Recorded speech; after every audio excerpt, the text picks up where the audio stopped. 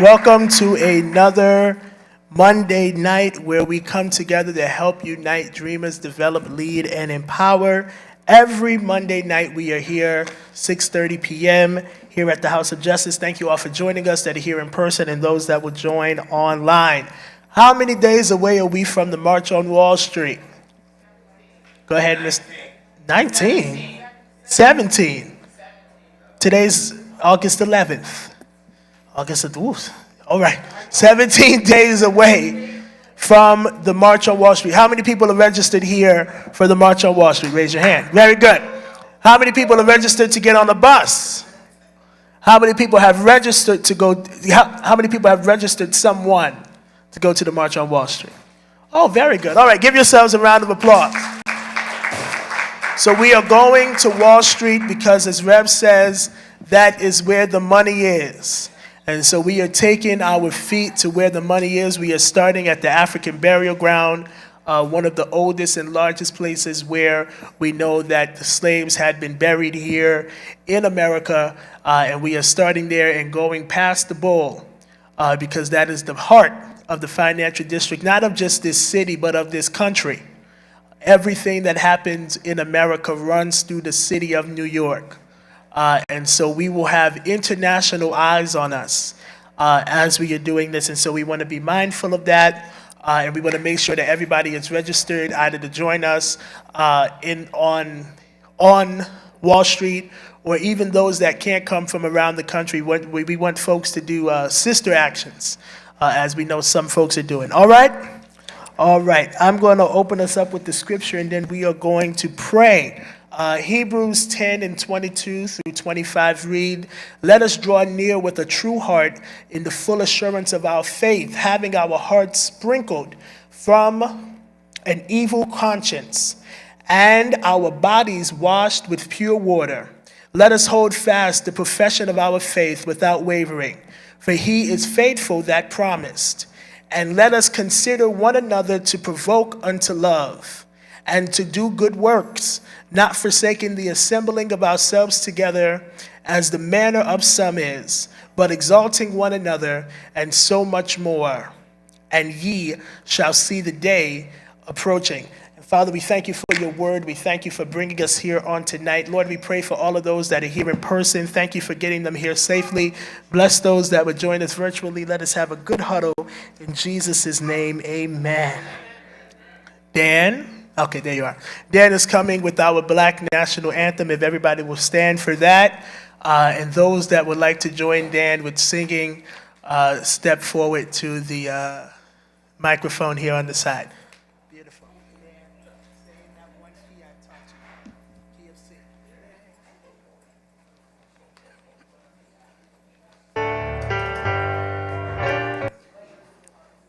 If you are singing with the choir this evening, you may join us at the microphone. Amen. Lift every voice and sing till earth and heaven rings with the harmonies of liberty. Let our rejoicing rise high as the listening skies. Let it resound loud as the rolling sea. Sing a song full of the faith that the dark past has taught us. Sing a song full of the hope that the present has brought us.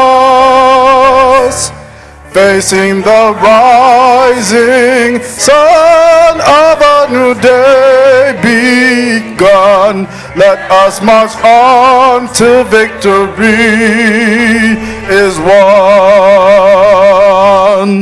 Amen.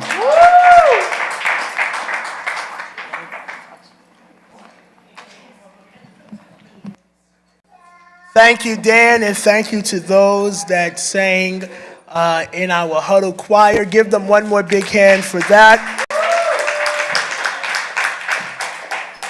All right, now we will have our chair and director report from our founder, Ashley Sharpton. Let's give Ashley a hand as she comes. Happy Huddle Monday. It's always a pleasure to be here at the House of Justice on a Monday evening. Happy Huddle Monday once again. All right, I have action alerts and announcements coming from the national office and coming from our local office. All right? So, who joined us for the National Night Out in the Bronx last week or in Harlem? All right, that's like 3 of y'all, 4 of y'all. All right, clap yourselves up. That was good. Good effort. Good effort in the community with the police. You know, it's good to have that unity and to be aware. And basically, it was all over the city, so I was glad that some of you all went out. I know that we were well represented in the Bronx with, what's his name, Councilman Riley? Councilman Kevin Riley. I know Coordinator Ron McHenry and a few of our Bronx members with Thomas Coswell joined him, so salute to you all if you are watching. Also, who joined the governor and Senator Clear yesterday at the Malcolm X renaming for the station? All right, so there's about 2 or 3 y'all. Clap yourselves up. For those who don't know, Malcolm X station there's a new Malcolm X station. It was called that. But when I grew up, it was on 110th and Lenox. It was just basically the 110th Street station. And it's now, on 110th and Lenox, it's now called the Malcolm X station. So let's clap that up and honor that. He lived in that community for, I think, a decade right before he was killed. And Ilyasa and Malak we see almost every Saturday here. And they are his daughters. They were there to basically honor his life, talk about what happened, and stand with the electeds for the special moment. So again, if you go by 110th, just make sure you salute to Malcolm X, who's right there in the House of Justice. He was a great king, and he's a great shining king of Harlem. All right. Okay, let's jump into it. So Martha's Vineyard Film Fest. Reverend Sharpton was at the Martha's Vineyard African American Film Festival this week, now celebrating its 23rd year, providing a crucial opportunity for Black artists to showcase their work and talent. The MVAAFF, which is the Martha's Vineyard African American Film Festival, brings together filmmakers, trendsetters, elected officials, advocates, and more to celebrate Black films and the culture. Reverend Sharpton was on stage for a fireside chat focusing on finding joy during these tumultuous times. The chat featuring him, Rep. Jasmine Crockett, Rep. Ayanna Presley, and moderator Leslie Herod. They focused on how joy is not just a feeling, but a form of resistance. Myself and JT were blessed to join him as we're his social media and media team, and it was an incredible experience. We want to work towards getting Nan even more involved in the Martha's Vineyard African American Film Festival. Some of you were there for the Loudmouth when it premiered 3 years ago out there, and it was an incredible experience. A lot of our Jersey members also were there, but it's basically, who knows the significance of Martha's Vineyard? Anybody? Okay, so basically Martha's Vineyard is in Massachusetts, and basically, who knows what the Hamptons is? Okay, you know what the Hamptons is. Okay, so basically we weren't allowed to go to the Hamptons in Cape Cod, Black people. So where we could go, where we could gather, where we were welcomed was Martha's Vineyard. And that became our special place where we could gather, and we created beautiful homes and beautiful culture on that special place. And it's still there today, and it's special because it's been there since we were enslaved. And certain different people made it popular. The Clintons ended up going there during his presidency, Bill Clinton, and that helped to make it popular. But President Obama, our forever president, of course, helped to also make it popular. Michelle Obama, our forever first lady, was just there as well. She goes every year. So that's something that, if you want to look into that, Martha's Vineyard is something that we respect. And it's definitely Black culture and Black history, and we definitely honor it, and we always are excited to be a part of it every year. And salute to Trudy Lucas and the founders of the Martha's Vineyard Film Festival for your work. We honored them at the Triumph Awards 2 years ago, so everybody met them. They're great people, and they literally just had a dream, and they pursued it, and now it's 23 years later. So salute to you all. All right, March on Wall Street is almost here. Christian has already announced it. Let's see if we're in the same place. How many days away are we? 17. All right. We were listening. All right, who knows where we are meeting? He also said that. African burial ground. All right, great. All right. And we will be down there for most of that. There are buses leaving all over the city now, right? So there is no excuse that you don't have a way to get there. We are in New York City, so our transit system works, all right? So you definitely have a way to get there. If you cannot get on the bus, there is no excuse not to be at the March on Wall Street on August 28th. We are starting at 10 a.m. But we are asking that if you are not, well, the bus has different times. You have call times, so you don't listen to me. There are captains there. But those of you who are listening and not coming with us on the bus, I suggest that you get there around 8:39 so that we are in proper places. We don't want anybody to be conflicting. This is a public march, and this is in New York City. So there might be detractors. So we want to be on the same page and make sure we're listening to the right people. I don't know if you all have seen the stories that there's been some people impersonating ICE agents, and they've been roughing up young people and mothers, and so it's just, you just don't know what's going on. So we just want to make sure we're all in the know and want to be on the same page with NAN and our partners. Amen? All right, so keep your eyes open because there's a lot of distractions and foolery happening outside. All right, how do we register? For those who do not know, for those watching who does not know what I'm talking about. What's the website? Scream it out. Is that a scream, Ocean? Go ahead, Christian. MarchOnWallStreet.com or NationalActionNetwork.net, or you can call 1-877-626-4651. There is still space, and we need you all to come. Patrice or Christian will answer the phone. All right. Let's jump on into it. And we have national partners as well. Reverend Sharpton, we're releasing all that information this week, but we definitely want you to be a part of it. If you are a chapter leader, you already know, you've already been a part of the cause, but we are mobilizing every day. All right? Voting Rights Act, 60 years. Oh, where's my mind? We just had a rally day yesterday for the March on Wall Street. Who was in the building at Mount Nebo Baptist Church? All right, salute to you. That's more than half the room. So we had a Harlem pre-rally day led by our board member, Pastor Johnny Green, and he also was joined with our other board member from Jersey, Pastor Steffi Bartley, and we also have a pre-rally day in Jersey on Thursday, so at 7 o'clock, I believe. So if you're in Jersey, we want you to come out. We know Jersey, they're some of our strongest chapters in Jersey, so we know it's going to be great out there. There's great energy. Jamie Bland, Pastor Steffi Bartley, and everyone involved. But we thank you all for coming out. Harlem yesterday, after some of us be in church all day, and y'all came at 7 o'clock after being in church all day, to lift him. So we thank you, and we salute to you, Reverend Sharpton, always for calling us to action, because you laid that out, Doc, and you did that Saturday and Sunday. So salute to you. Yes. All right. This week marked the 60th anniversary of signage of the groundbreaking Voting Rights Act. Reverend Sharpton made several appearances on MSNBC reflecting on the significance of the legislation, progress made, and how everything is being eroded now. On Morning Joe, he discussed how his mother teared up when the act was signed into law. Was anybody alive in this room when the act was signed into law?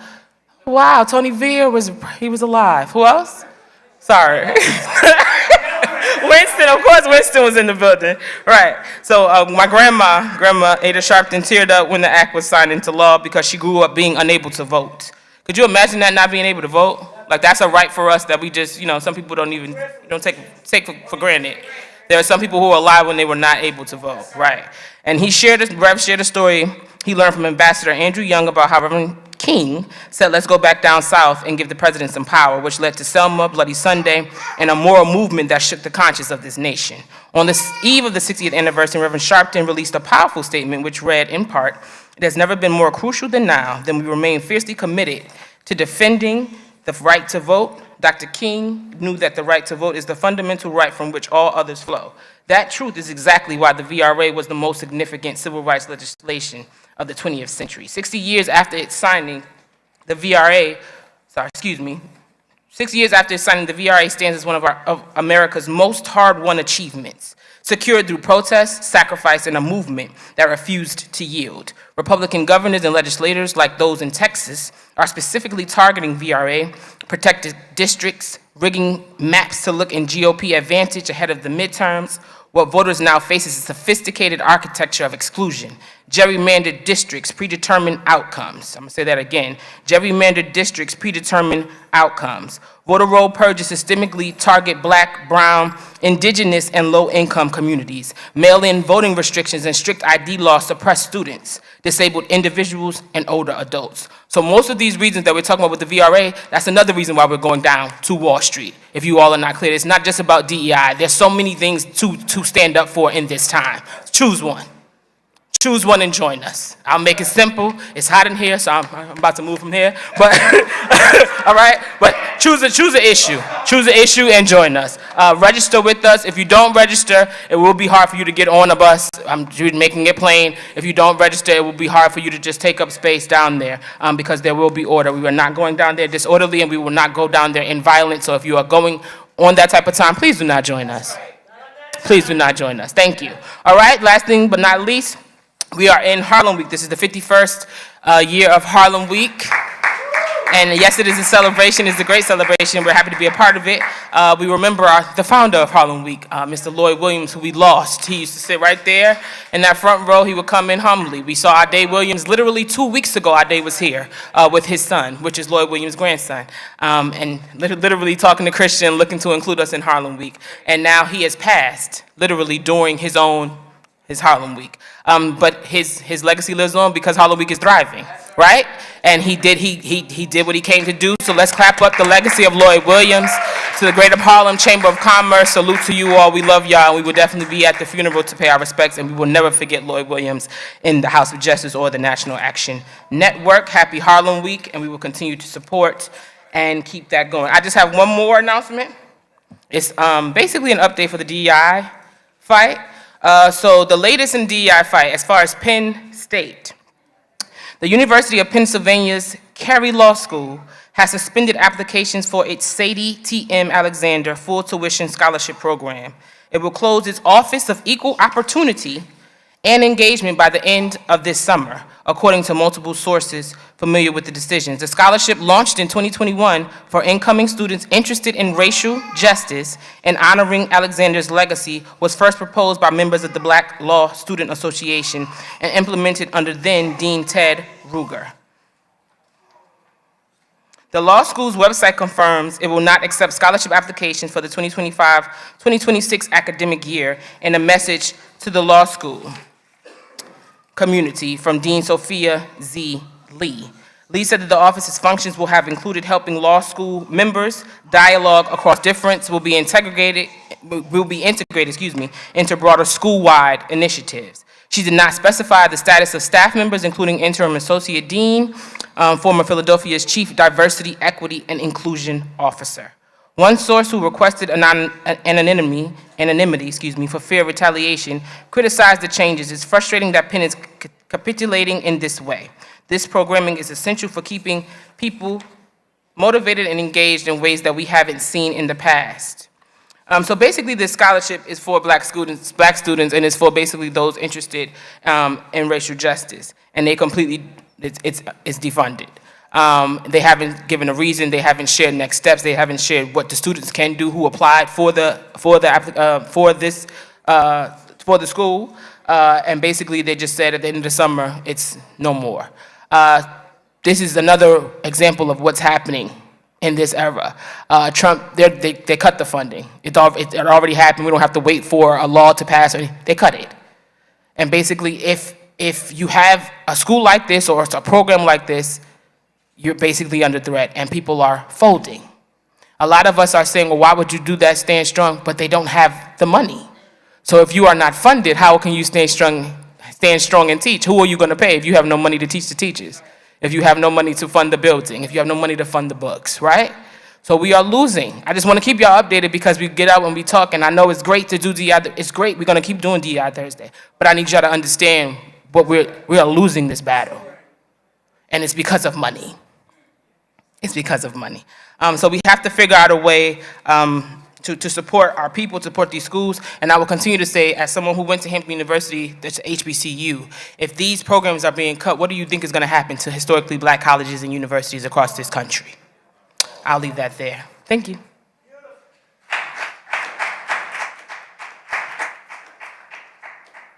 Thank you, Ashley, for that great report. And on a lighter note, today is a very historical day. Does anybody know why it is a historical day for us here in New York City, particularly those that are from the Bronx?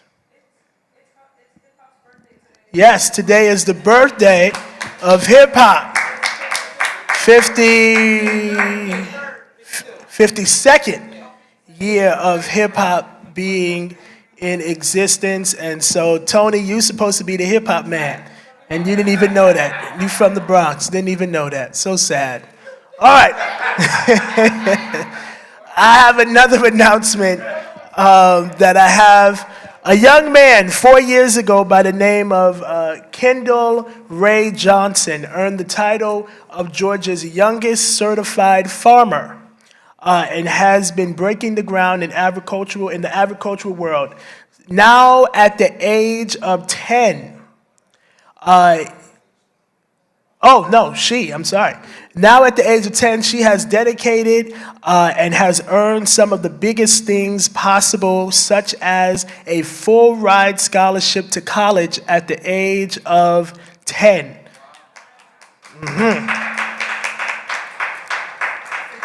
She has founded the Kendall Ray Green Heart, which is a non-for-profit that encourages young people to explore farming, sustainability, and entrepreneurship.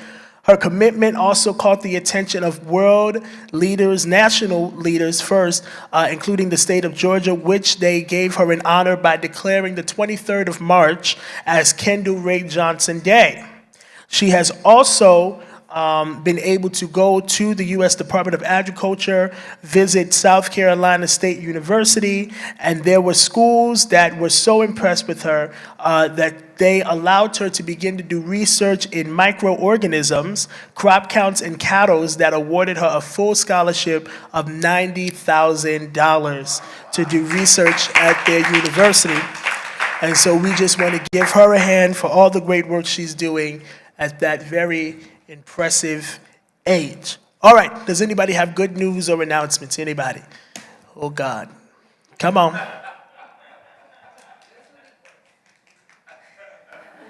Okay, so I got a few. So this Sunday is gonna be my 29th birthday. Oh, beautiful. Also after Caden's birthday, which is September 1st, he will be starting nursery school. So yeah, my baby's going to school. So that's all. So that's all my good news.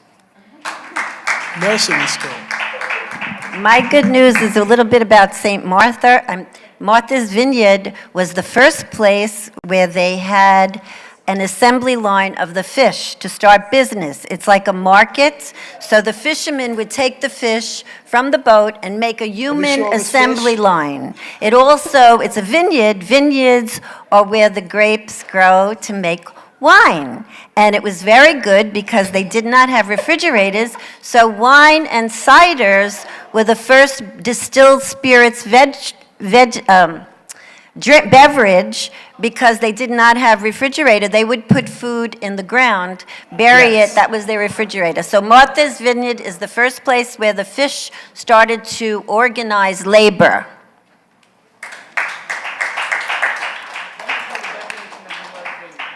Yeah, but organized labor, I don't know what kind of labor it was. Was it free labor or was it paid labor? Okay, go ahead.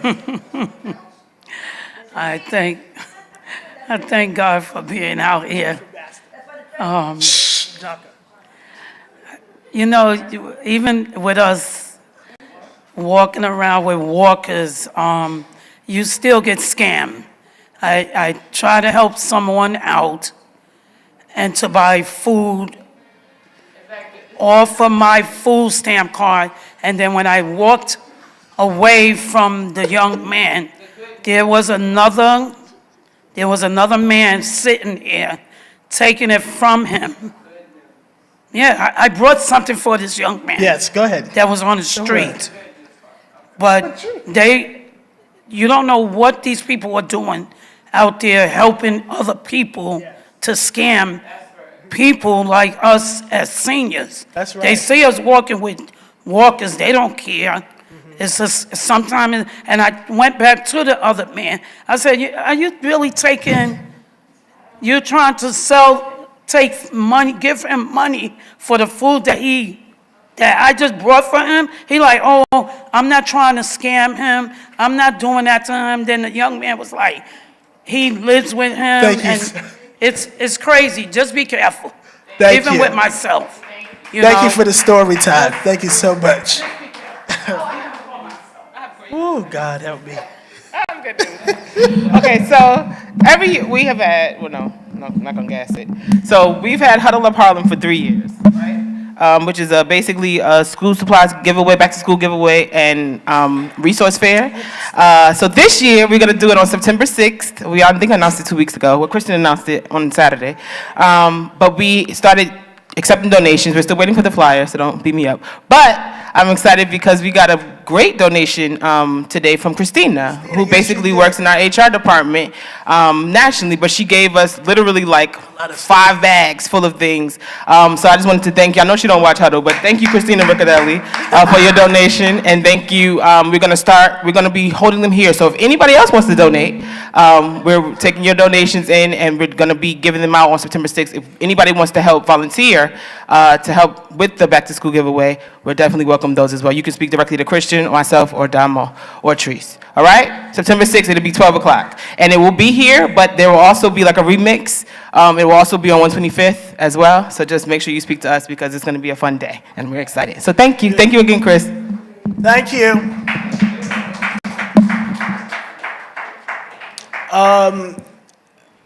Yes, that was that. Also, we are, something's echoing. We are doing this one.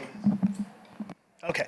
Also, after the march, immediately after the march, I believe we're either going to start on the 29th or the 1st. We haven't fully decided yet. The Youth and College Department will be doing 21 days of prayer immediately following the march. It will be on Zoom every day from 12 to 12:30. Every day on Zoom. We may go live, but you will get all of that information. We have some very powerful prayer warriors and speakers that you will hear from, and then the prayer will conclude in a service, as Ashley called it, a revival service. And so all of that is forthcoming, and you will get more information within the next 2 weeks. But I want you to keep it in your mind now. 21 days of prayer right after the march, and we will conclude with a revival service. Also, on the things of the march, if you have not already signed up for a bus, make sure that you sign up, as the buses are filling up quick. And so we want to make sure that we get everybody on one. And if you cannot find a bus in your area, call the House of Justice, and somebody will direct you to where you need to go. All right? All right, so now we're going into our Did You Knows, and we are going to start with Damien, Damo, Patrice, and then I will go. All right? All right. Good afternoon. Thank you, Brother Christian. Happy Huddle Monday, everybody. How's everybody today?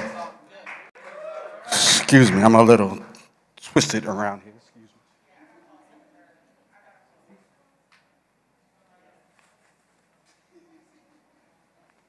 Excuse me, just a little wardrobe malfunction. I apologize.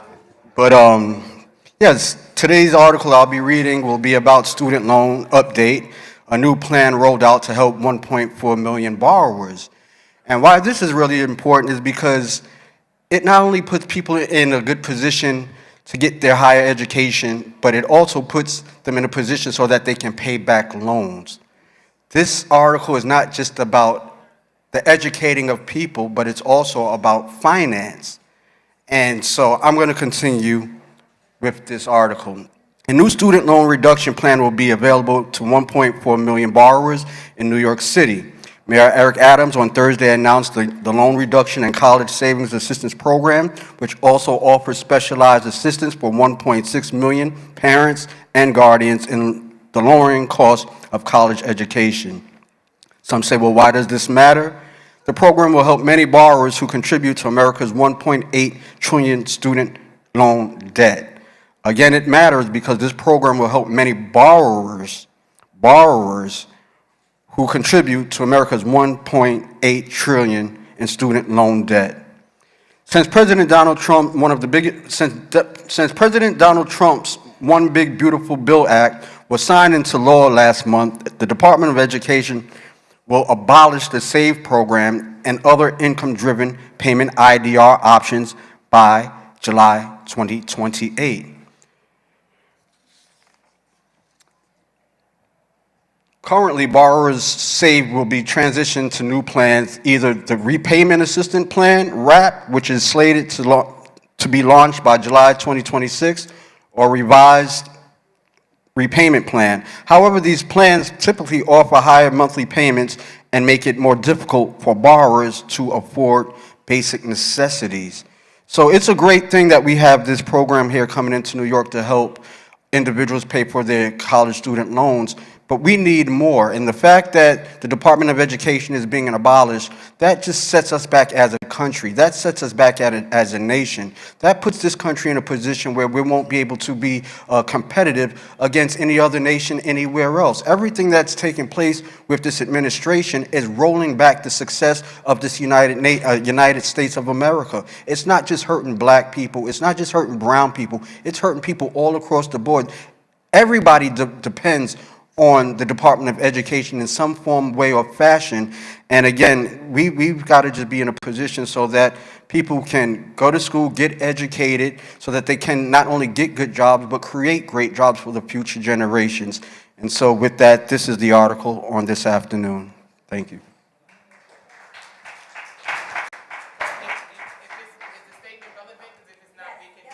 Now, this is this is in regards to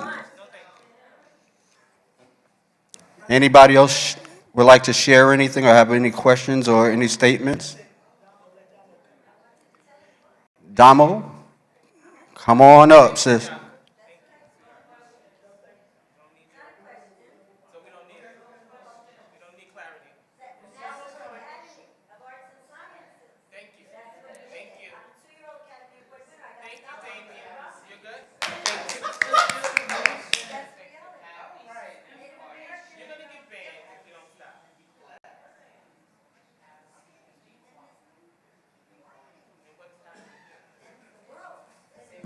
While we're waiting for Damo, let's give Damon a hand for that great Did You Know? Dominique is now coming with her Did You Know on Snap. All right, so yes, we can get some comments on this one. Reverend Sharpton did an op-ed this past week on the ramifications of some of the policy agenda that has been happening around cutting government assistance, AKA for us.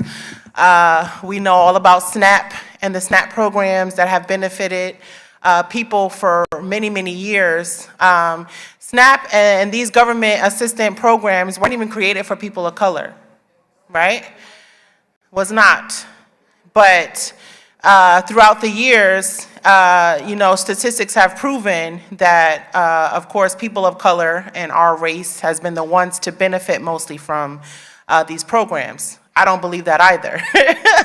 I believe it depends on where you're looking, and if you're, drawing statistics from major cities like New York and Detroit, Michigan, and major cities like that that are highly populated, then yeah, the majority of those programs probably would benefit, of course, the minorities and those who are downtrodden and those who are dealing with, most of the pressures of the world, and not people of color, right? But if you look at other communities now, we are not the only ones using SNAP. We're not the only ones who have benefited from federal government-assisted programs like SNAP. But Reverend Sharpton wrote an op-ed about how Trump's cuts to SNAP and the city council's grocery delivery bill spells trouble for New Yorkers. For anyone concerned about affordability in New York City in particular, recent policy shifts in Washington, D.C., and now right here at City Hall should sound a screaming alarm that makes ends meet in the 5 boroughs is about to get much, much harder for many. That is because even as inflation squeezes families and federal safety nets are slashed, The City Council has passed a bill that would raise the cost of grocery delivery. But for seniors, working families, and those living in food deserts, grocery delivery is a lifeline for affordable food, medicine, and other daily essentials. According to the New York Health Foundation, 2/3 of chronically ill, food insecure New Yorkers say transportation is a barrier to getting the food that they need. At the same time, more than half of SNAP participants who depend on online grocery deliveries say that they struggle with the cost of grocery deliveries already because they put up a lot of surcharges and delivery fees and things on top of course, the fees to actually buy the groceries. While energy prices, home goods, and more have seen historic price increases, the rising weight of grocery bills stands above all else when it comes to the economic challenges facing struggling communities. Far too many New Yorkers have suffered the strain of high grocery prices. In fact, today, throughout New York, food insecurity affects 1 in 4 children, 1 in 8 households, and nearly 1.4 million people. The pressure of inflation is squeezing our families even tighter, especially in communities of color. It's clear that hunger is rising at an alarming rate, and without swift action, the situation is about to get much worse. Predictably, President Trump and Republicans in Washington are callously slashing billions in funding for food programs like SNAP, threatening a lifeline for almost 3 million of our neighbors and hundreds of thousands of Black and brown New Yorkers in particular. That is because, as it is too often the case when negative economic pressures mount, it is communities of color that disproportionately bear the brunt, deepening the financial instability of countless families and exacerbating inequality. However, it's the City Council's surprising recent legislative efforts that will double down on the Trump administration's morally bankrupt safety net cuts and make it even harder for countless New Yorkers to afford and even access groceries. For those working on the ground to increase food access for those in need, we see every day how families depend on grocery delivery when transportation is a barrier. If Mayor Adams allows this bill, this bill to become law, it would diminish the ability of organizations like Collective Food Works to serve the families who rely on us and disconnect local businesses and food providers from the communities they're meant to nourish. That is why Mayor Eric Adams must veto this bill. Simply put, this policy will push vulnerable New Yorkers into hunger by driving up the cost of grocery delivery, a service that hundreds of thousands of New Yorkers rely on. Instead of working to increase access to affordable groceries while preserving flexible work opportunities, the council's approach will drastically hike up the cost of delivery, put affordable food even further out of reach, and block access to earnings opportunities for workers. For years, Mayor Adams has led the charge to tackle food insecurity and make it easier for countless families to put food on the table, lowering the cost of healthy fruits, and also making it more accessible for us to have access to healthy produce and other things that we need. Now, what is he going to do about this legislation is the question.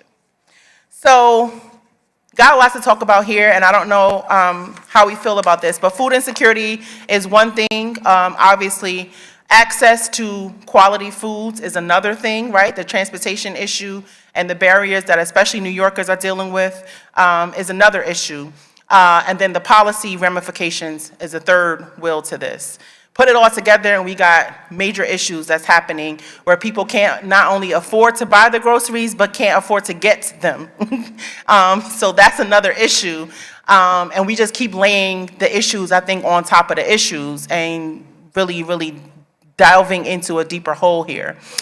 So with that said, we definitely need to combat this city council's legislation to increase the food delivery charges. We need to definitely, combat that.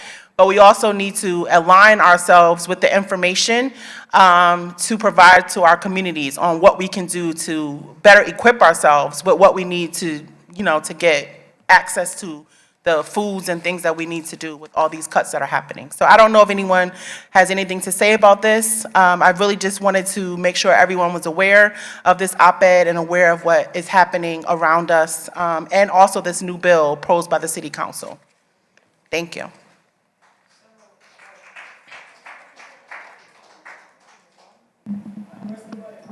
Oh, oh, okay. You know, it's bad enough that it's hard enough to even get on SNAP because they tell you if you make too much money, you get cut or you get denied. Or if there's if there's too many people in your household that's making too much money over the budget, you get cut or you get denied. And it's bad enough that rent is even crazier in New York City, which is why so many people is thinking about leaving the city. Like the average rent here is about maybe, what, 2,000? Or even above that, or is even 3,000? 2,500? That's for what? One room, they said. That's crazy. And most of it is shoebox apartments. So we can't even buy, afford rent. What about clothes? What about shoes for our kids? Like they're so quick to judge us saying we're not doing enough, but yet they want to hike up the prices. And also they're even trying to make, the subway $3 for a one-way ticket. Yeah. Yeah, it's crazy. Like, ever since COVID happened, like things are just going up and up and up, and I don't know why they're doing this. And they wonder why people are jumping on the turnstile. Like they need to do better, and they really need to consider the needs of New Yorkers, and they need to consider it now. Otherwise, we're gonna have a bigger issue on our hands.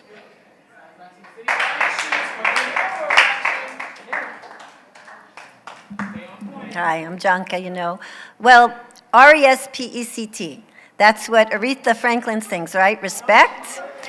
All of you folks, how many went to public school and saw the color guard? Does anybody know what the color guard is?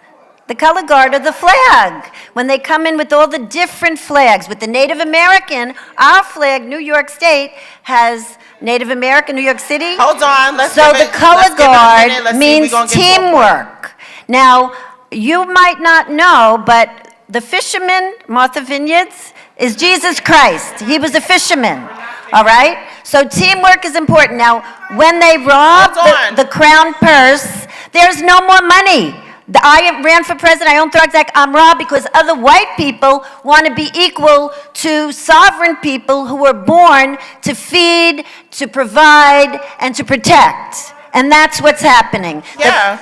There's a point there. George was King George, and he became George Washington. He married Martha, and they were from the 11th century. They didn't have a telescope. In the 11th century, that was when the first settlers came, and the Native Americans were pure. They did not know about Jesus, okay? And then they married, and they multiplied, and then they had a telescope in 1492, and they made the chart from the stars. And Frederick Douglass Jr., right here, there's a street, and Victoria Woodhull Morris, they ran for president, made the North Star with this history, 1872. What does that have to do with food So security? food is all being stolen because I'm impersonated as Shirley Temple to the UN, and like it or not, there's no more money. Wars all over the world. Because we make every nation. Thank you and sit down. Because it's rude. And I'm over. They rob me. No more. Thank you. It's because of the president. It's because of that man in that White House. He doesn't care. That's why this stuff is happening. Many of us are not reading between the lines.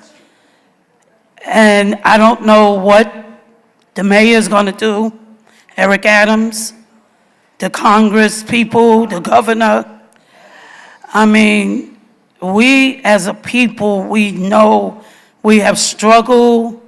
I wasn't there in 1929 or when they had the first food depression, the Great Depression or whatever. There was no food.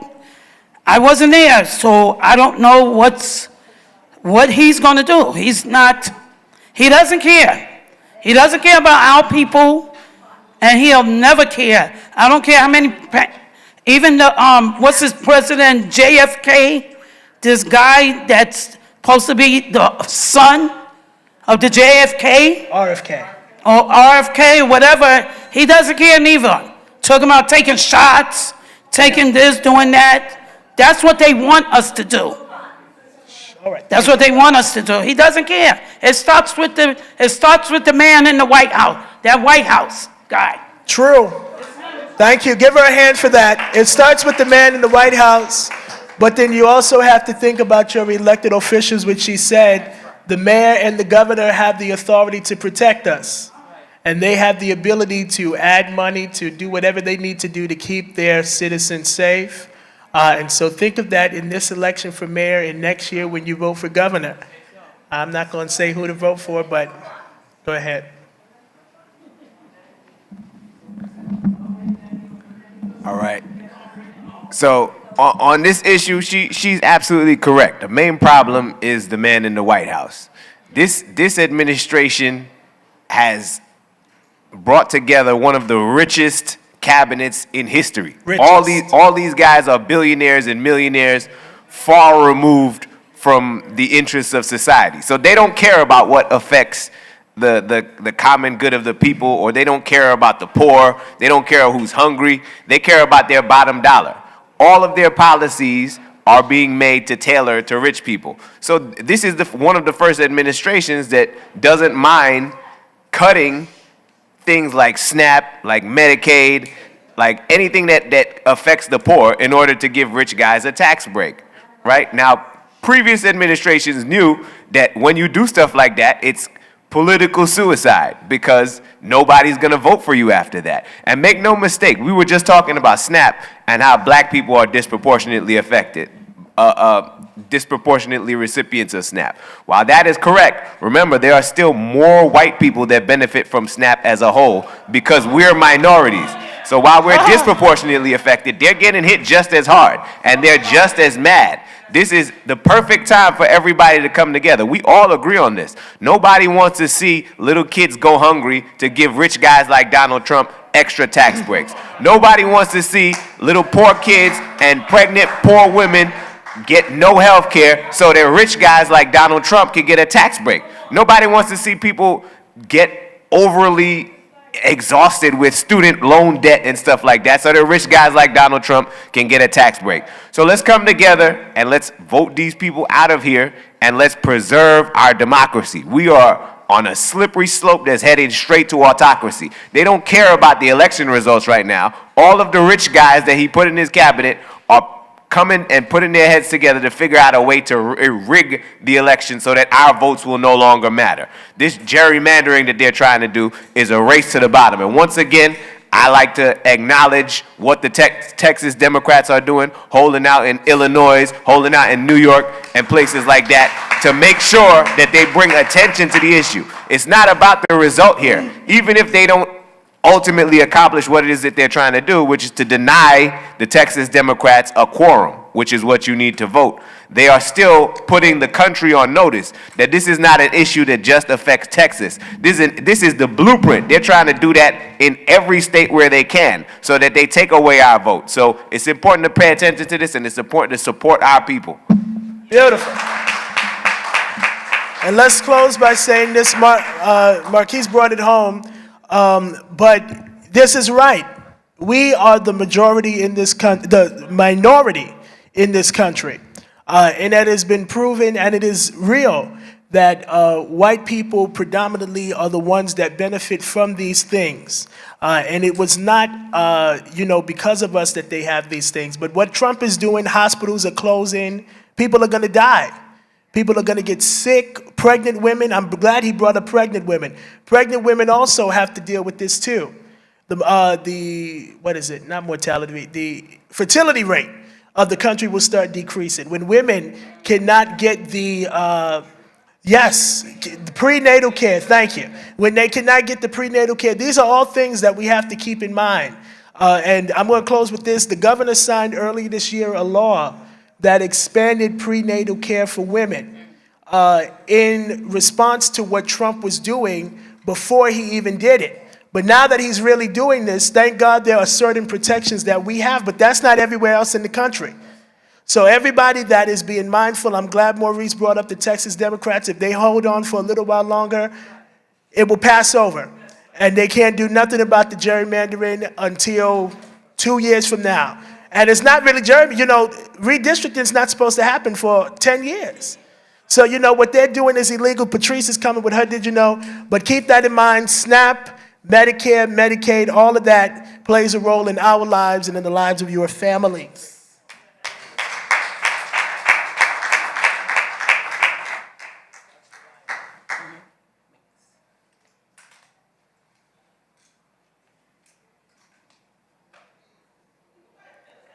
Good evening, Huddle family. So how many of you have heard about the cuts at BET? You heard about the cuts? BET suspends Soul Train and Hip Hop Awards. Fat Joe calls it a form of gentrification. Two staple programs that focus on the impact of black culture, the BET Hip Hop Awards and the Soul Train Music Awards, have been indefinitely suspended.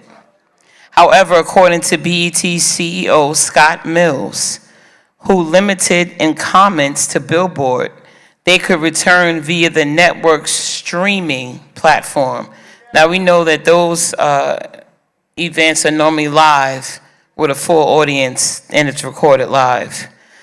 According to Rolling Stone, doubts about the future of the Soul Train Awards began to rise in 2024, when the show, which had been airing since 1987, was skipped, and its social media account went silent in March of that year.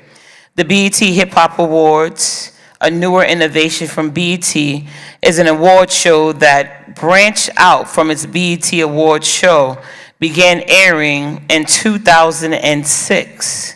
And like the Soul Train Awards, has aired every year on the network.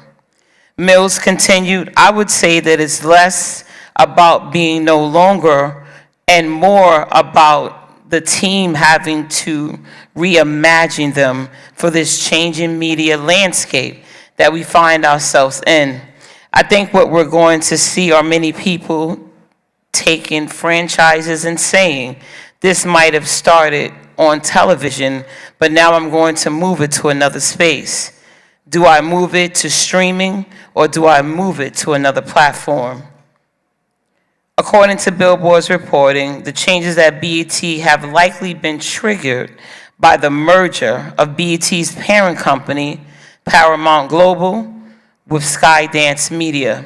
Mills avoided any direct comment about BET's place in Paramount's future pecking orders, but landed the company's position as a leading black media platform.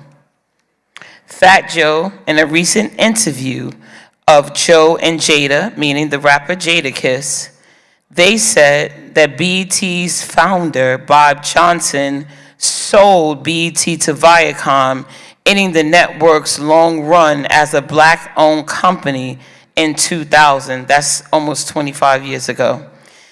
He added, yeah, it is 25 exactly. He added, BET came up as a community station for black people and urban culture. Our man, Bob Johnson, took the check. He sold it to Viacom, Paramount, MTV, and them, VH1 and them. Little by little over the years, quietly, they've been firing a lot of people behind the scenes at BET. And everyone who has something to say, they also been firing them. And I know, because I've been working on the BET Hip Hop Awards for 3 years, and it wasn't like this. The budget was not for me, but the budget just kept getting chopped and chopped and chopped, according to Fat Joe. So many things going on. We all knew BET as the black entertainment television. Back in the day, we used to watch so many shows on there, Bobby Jones Gospel, and so many other things were happening.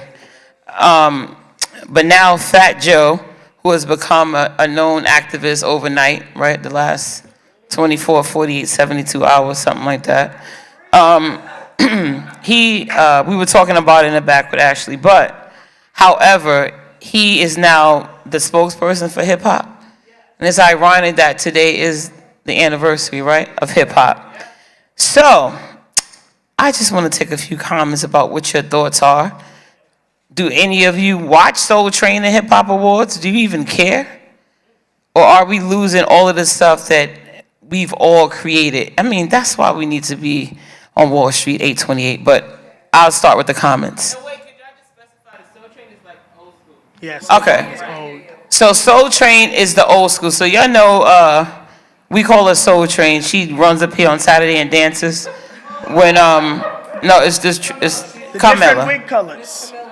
And she comes up. She was the original Soul Train dance. Like, we joke around, but she really was, right? So that means it was way back in the day. It's a place where you came together and they did like the Soul Train line. You know, at parties you do the Soul Train line and stuff. That really originated somewhere years ago. That was like the black entertainment for our people. Don Cornelius, and y'all know him with that little skinny microphone. I adored that. I always wanted one of those, however. But from back in the day, that's where that originated from. Soul Train was just that. Soul Train, and you just did whatever dance you did, and you consider that to be soul. Talk about it, Christian. Tell us your thoughts. My answer to this conversation is twofold. And the reason why is, one, this goes to the underlying fight of DEI. They are taking away the culture. Hip-hop is a culture. However, this is where the second part of it comes from. The culture has become very degrading. And it is becoming now too inappropriate for you to be able to play on television. It is becoming too nasty for you to play on television. As a kid, my mother, we used to watch these things. We used to do it. But then as I got older and you start watching it, and I have younger siblings, I'm like, this is not appropriate for children. You have people on poles and stuff. You got people doing all kinds of crazy things on live television, which makes us and the culture look bad. So for me, I think it is a problem that they are doing it because it is black entertainment, and they don't want black entertainment because of what Trump is saying. But in a good way, this is also good, because at least we will no longer be mainstream as, you know, what they're proclaiming us to be. If they don't want folks calling us ins and Bs and hoes, you can't portray yourself to be one on national television. I mean, you know, these people, so I mean, for me, that's how I see it. I definitely do not agree with this, but I think that as you want to continue in the fight, that you have to change your approach. It can't just be, oh, it's because we're black, they want to get rid of it. There are other things that also played a role in this that I don't think that people want to even realize, that they have been talking about doing this for a while because of how nasty it's been getting. I think that they have just done it now because of Trump. And Trump put the pressure on them to say this is enough, because why do you have a show just for black people? But I mean, you have the Grammys and all of that stuff, that it is very rare for black people to get awards. Not Grammys, it's not Grammys, black people get awards. The Oscars, thank you. The Oscars, and even, what's that other one? One of the other ones. I mean, everything, the Grammys, black people get Grammys, okay? That's one thing we can say we get. But all the other ones, we barely get. But that's why I'm glad we have things like the Griot. The Griot, you have the Griot Awards that are still going. What's his name? Byron Allen. Byron Allen, the Griot Awards, he's still going. He's still got his stuff. So these are things, and there's one more. I'm forgetting one more. Which one? Triumph is us. That's us. We love that. And NAACP still got their awards, the Image Awards. That's big. Urban League got their own awards. But these are us. But other than that, which one? Oh, BET General. But when you start breaking down the culture, and Black Girls Rock, yeah, thank you. But these things we still have, and we should keep them, you know, for as long as possible. But that's my take on that fight, Dan. Thank you. Tell us your thoughts. Amen. I am allowed to get my own television show, but this is not it right here. And I will say, not disregarding what Dominique was mentioning previously in regards to what could be a potential to implement market caps or change market caps and drive down the economy. I do want to address what I heard Patrice mention to the extent that as a proprietor, it's important to understand rebranding, concepts of rebranding, and reasons to rebrand, because there's such a thing as product, place, and price. Valuation is included in price, but as far as placement of what type of content it is that would be on national television, because I believe that is what we're discussing here, these large organization conglomerates, enterprises, corporations, etc., are choosing, not being forced, but choosing to make themselves less visible. And I think strategically it does show a sign of the time that can be indicative of future success. So I'm not speaking to the subject that I heard Reverend Christian Matthews discussing, because my brain did not allude to that. But I do find that it's imperative to No, you okay? to Go ahead. preserve these microphones be funny sometimes, to preserve the integrity of the product, or, for those in service markets, the service that you're selling, because sales has a lot to do with television network as does viewership. So after the pandemic, with the population here in America being what it is, and us talking about television networks that I don't believe are international, I do believe the priority for these owners and the board members, those who have a stake in the company, is to, if the company is going to withstand the future, make the right best decisions for them. And because we're talking about television shows that we may be familiar with that may not be Lifetime, soap operas and things on public access network television, there's a lot involved in making a decision to choose not to continue to move forward and maybe rebrand. So I think it's important to understand what type of content they want to use to represent the brand. Thank you. And marketing, like you said, is very important, especially for shows and channels like that. Tell us your thoughts. Can you repeat the question real quick? I'm sorry. So basically, I was talking about how BET has suspended Soul Train and Hip Hop Awards, and Fat Joe and Jadakiss and a lot of other rappers are saying that it's basically because Bob Johnson sold out the station, and basically they've been kind of, chipping away for years, but now they're really just canceling the stuff except for the main BET Awards. Okay. So what do you think about that? So if they was gonna cancel it, why do it now? Like, why do it now during the Trump administration? Like, if they was gonna cancel it, why do it now when it's controversy, when Trump is talking about black folks as if we're, bad people? Like all I'm saying is this, I'm sorry, I don't want to repeat myself though, but basically my opinion is this: if you're gonna cancel a show, do it when not when it's like controversial. Do it when it's like you want to. And to piggyback on what Christian said, yes, I do agree that hip hop nowadays has become disgusting, and as a people, we do need to start cleaning it up, because it's not the same how we was when we were kids. Because now they're talking about offing people. They're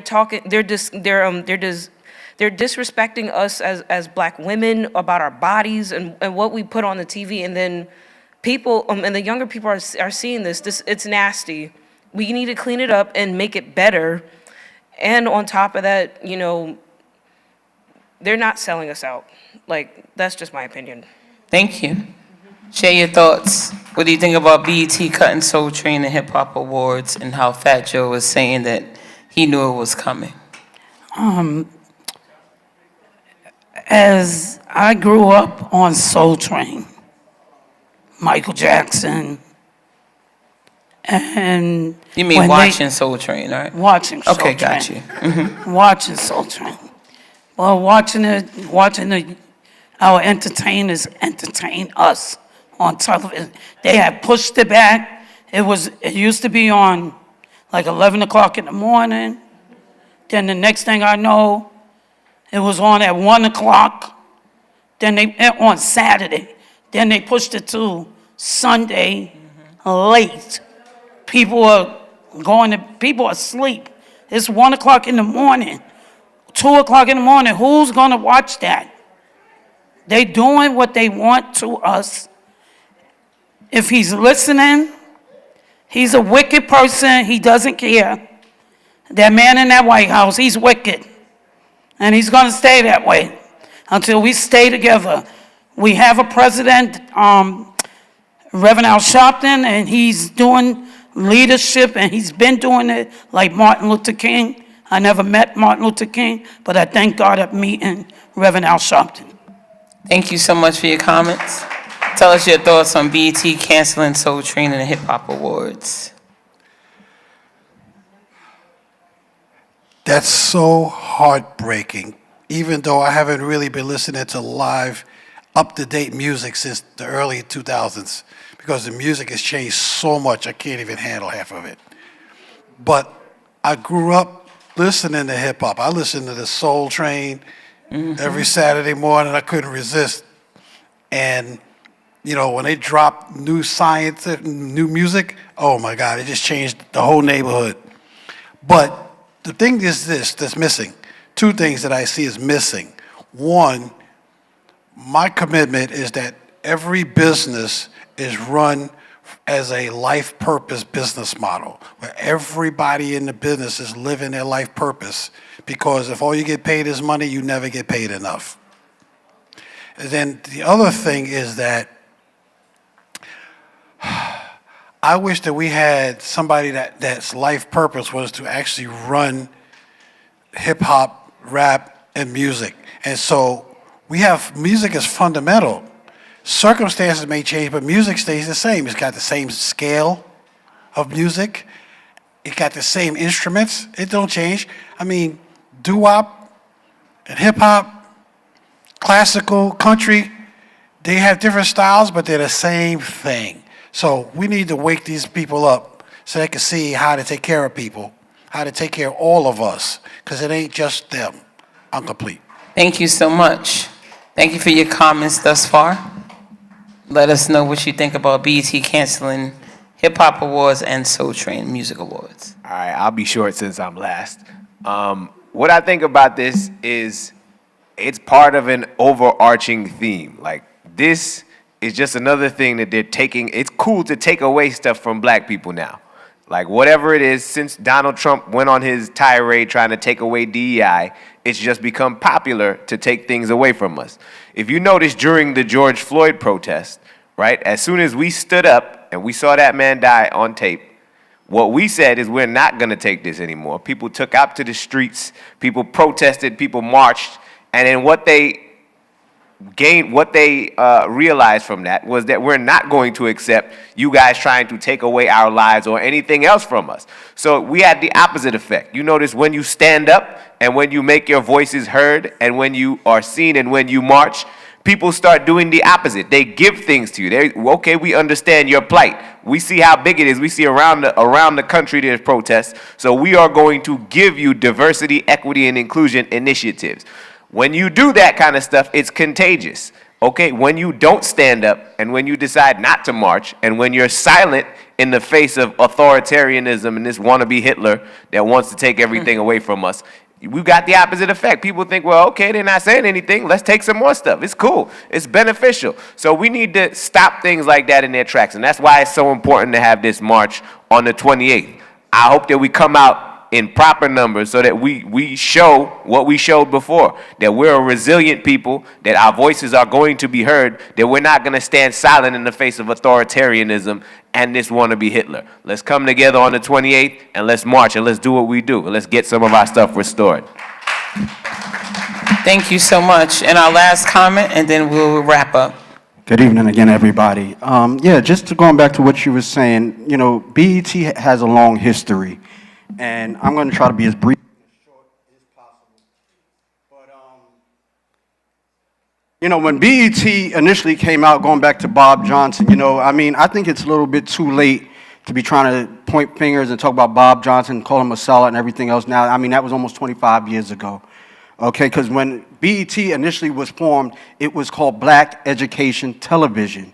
It wasn't always Black Entertainment Education. I mean, Black Entertainment TV. It Right. was, all right, so, I mean, education was not marketable at the time.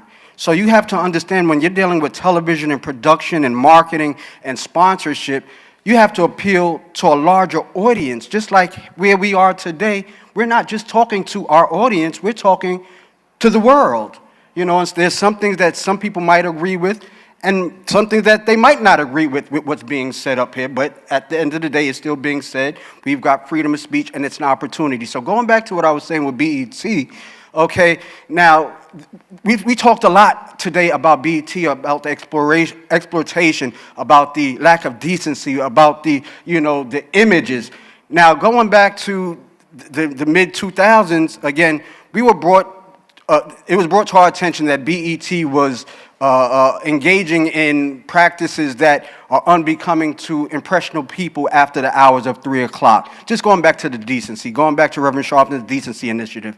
They got mad at him for trying to start an initiative saying, yo, Rev, you messing with my money, you messing with my profits, we just trying to make some money, have a good time, which is fine. But there needs to be a balance, okay? They're adult themes for adults, and they're children themes for children, and there's an in-between. And so BET had a hard time with maintaining that balance. I'm proud to say it, and I probably might have been blackballed or how you say, alienated for doing it, but I was one of the leaders of the Enough is Enough protest outside of Viacom's, outside of the home of Philip Damone. We met every Saturday. Delvin Coates out of Ohio, I think it was, or D.C., Maryland. I always mess that up. But, you know, it was brought to our attention that this was the issue, and to show about how our dollars went, I never thought that they would listen to me and we prevailed. What did we do? We said, what we're going to do is, well, they said we're going to march outside of the homes of Philip Damone and Deborah Lee. We had simultaneous rallies in New York and in Washington, D.C., outside of the home of Deborah Lee and outside of the home of Philip Damone. I said, no, we can't just stop there. What do? Let's go buy up the stock. What did we do? We got all of the churches. We got community-minded people, people with influence, people with no influence, people with $1, people with no dollars. And we went out there, and we went into the shareholders meeting after purchasing stock, and we made our points and our issues known. And guess what? Unfortunately, 106 in Park was taken off the air, which is a program that I loved, enjoyed, and even wanted to be on. But they had these derogatory images, and instead of just changing the images, they just took them off the air. Free and AJ and all of them. We didn't ask them to take them off the air. We just asked them to modify and make changes. So, you know, I don't mean to get overwhelmed, but because I'm just trying to tap on so many different facets, going back to the BET, where we are now taking away Soul Train and other programs such as this, is just another way to take away from us. To keep us, again, with our minds focused on fighting. Meanwhile, there's enough money in the entertainment industry of people of color. There's enough money in the business community for us to create our own platforms. And so maybe this is just another way to say, listen, you know, they're trying to get rid of public broadcasting. They're trying to take control of all of the cable stations. There is enough money, and there has to be a unification amongst us within ourselves. We're not always going to agree on everything. Everybody ain't going to be on the same page, but we have to do what we have to do. We have to listen to people like Rev. We got to come together, put our dollars together to make the change. We want change. We got enough money to make the change. We don't have to go demanding that they make the change. Bob Johnson, he wanted to buy up the TV stations he did, but we gotta back our own. We gotta stop some of our own mess to prevent some of us from wanting to even support each other. I mean, we gotta have the real conversation if we're gonna build and become a great nation within a nation. Thank you, Damien. Have a good afternoon, everybody. Thank you. So to wrap up that, it just made me think as everyone came up with their comments, it's ironic that they started to cancel stuff at BET once they wouldn't sell the station to what? It was Tyler Perry and Puffy were trying to buy BET, right? More recently. So it's funny how all of our programs getting canceled, and then you wouldn't even sell it to black men. But stay tuned to BET, and I know it's a lot of shows that come on that a lot of us watch. So it's a shame that that's happening, but sometimes it's a wake-up call that's needed in Black America. That's why y'all need to meet us on Wall Street on August 28th, so that we can let them know that we're not having it and we're standing up against, and we will continue to fight for DEI. Thank you, and that wraps up my Did You Know?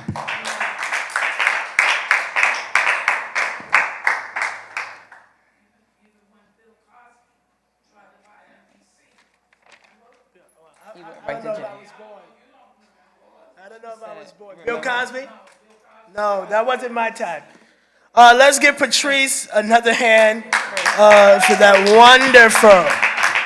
Did you know? All right, so I'm going to try to finish. I'm not going to ask no question. I'm not going to ask no comment or concern. I'm just giving you the information, and we are going home. All right? All right, but this is something that you guys do need to know because it is very unprecedented. Well, we can't even use that word anymore because we just have a crazy president. So anything he does is just a normal day in America for him. All right, so does anybody know what Trump just did today? This was today. Yes, Ocean, go ahead.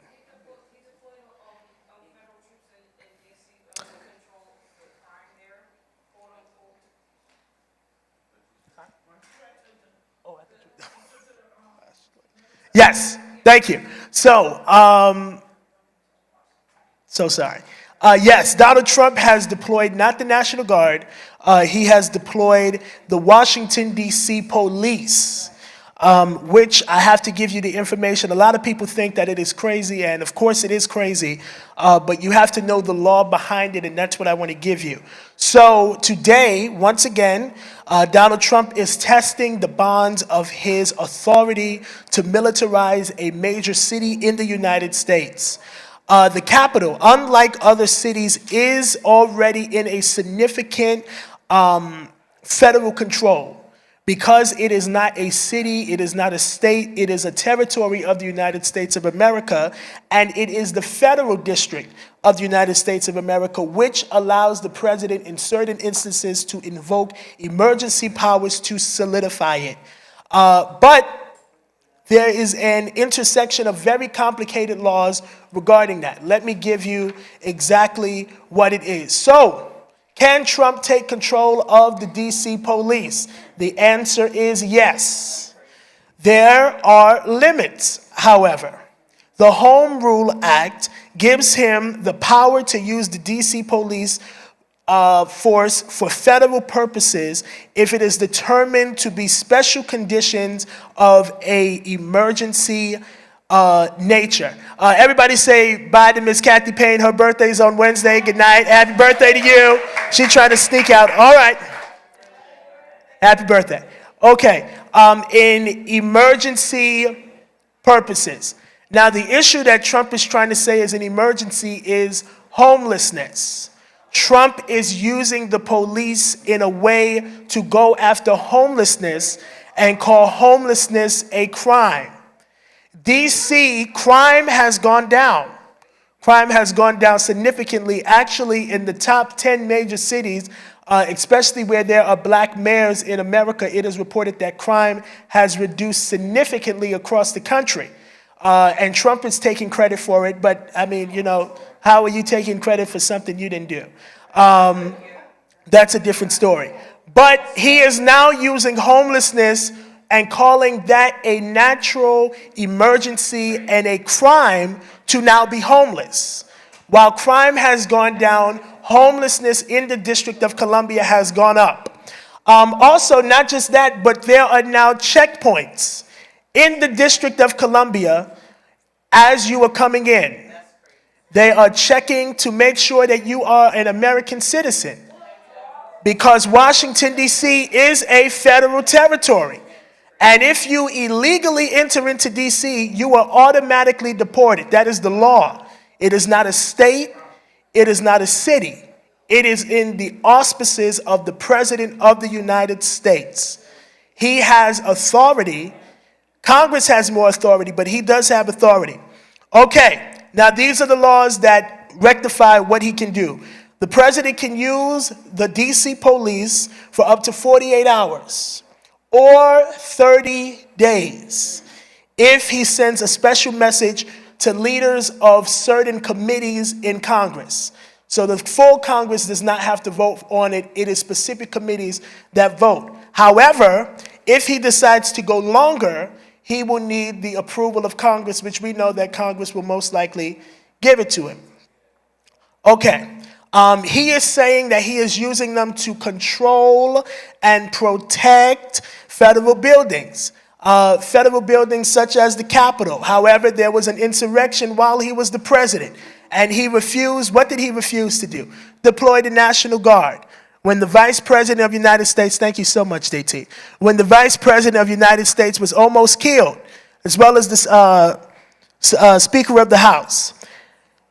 Lastly, I want to give you this. Can the president deploy the National Guard in Washington, D.C.? What is the answer? Yes. Unlike the other 50 states, Washington, D.C. is the only state, well, the only territory or city where the president has complete control over the National Guard. The National Guard is technically in the control of the governor until it is deemed too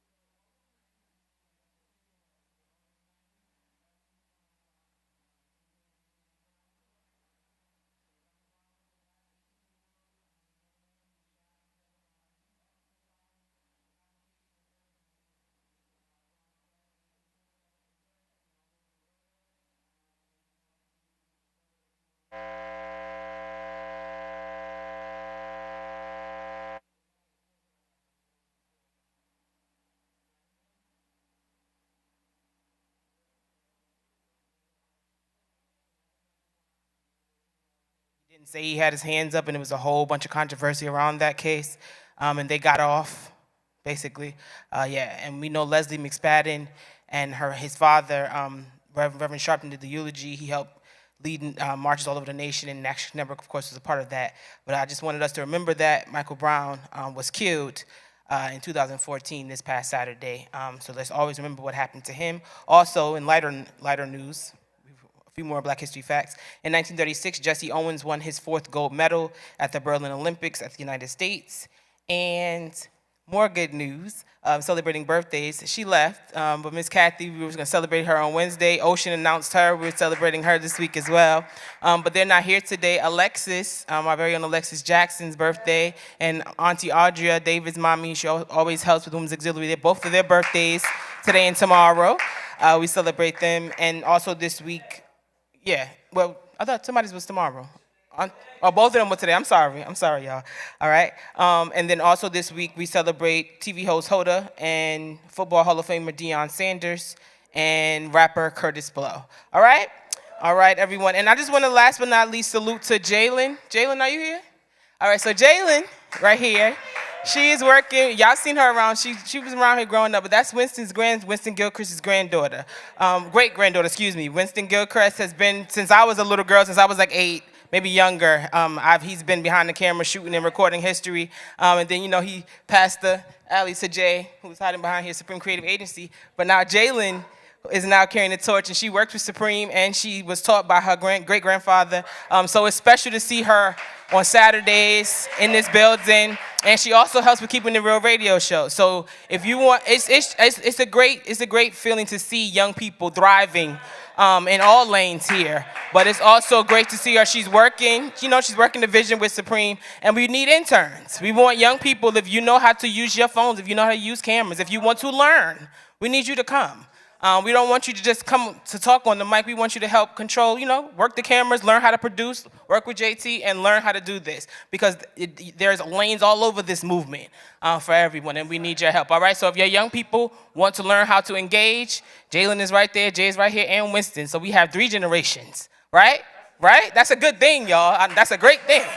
It's a great thing. So I want to salute you. And last but not least, we want to keep our own Mr. Arthur and David Robinson in prayer. Mr. Arthur lost his brother, and David lost his father, and we've seen them every day. They've been here, still on duty. So we give them our deepest condolences and our love. And when you see them as we let out, just give them some love and appreciation, because we love them and appreciate y'all, and we're so sorry for your loss. All right, we close out in prayer. Let's give Ashley a hand for all of those last reports. Also, Jalen, she didn't say this, but Jalen also goes to an HBCU, DSU. And so we want to shout her out. Okay, everybody stand. We're going home. Let's pray. Father, we thank you for this time and this opportunity that you have brought us here. Thank you for a great huddle that you have given us. Lord, we pray for everybody that is on the prayer list. God, we continue to keep our president and founder, Reverend Sharpton, in prayer. Lord, continue to give him strength, courage, and tenacity to go forth. Continue to touch all of the leaders and staff of NAN, that, God, you will continue to cover us and keep us under your precious blood. Lord, we pray for Mr. Arthur, that, Lord, as he is grieving and as he is dealing with loss, that, Lord, you will be the mender of the broken heart, and that, God, you will fill in every void. For, Father, you said that on the day of Pentecost that they were all filled with power and that the Comforter will come. And so, Lord, we ask that you send the Comforter to his heart and his mind. Now, Lord, as we leave this place, never from your presence and your sight, get us to our various destinations and find all things well. Bless the food. Thank you for the hands that prepared it. Thank you for those that will serve. Remove all impurities from the food. Let it bless our mind, body, and soul. In Jesus' name, amen. All right.